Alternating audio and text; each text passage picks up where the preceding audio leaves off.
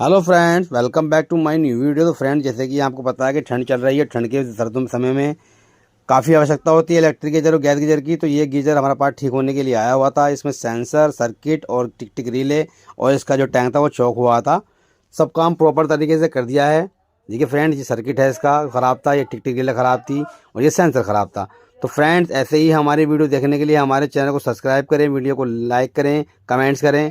और फ्रेंड्स, आप बहुत प्यार दिखा रहे हैं ऐसे ही हमारी वीडियो देखने के लिए।